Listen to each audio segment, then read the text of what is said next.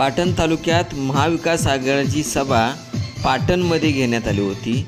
यावेळी या सभेला शरद पवार यांच्याबरोबर मोठमोठे नेतेही हजर होते।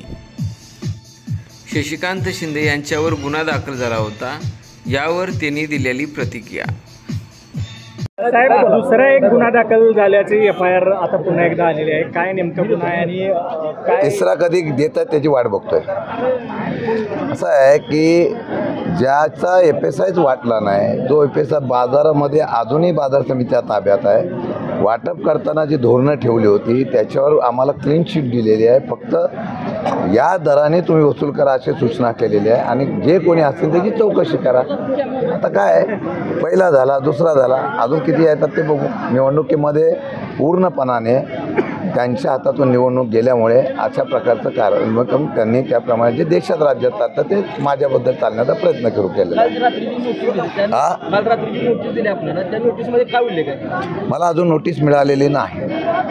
काल मला असं कळलं की एखादा गुन्हा अजून दाखल झालेला आहे। सातारा लोकसभेची निवडणूक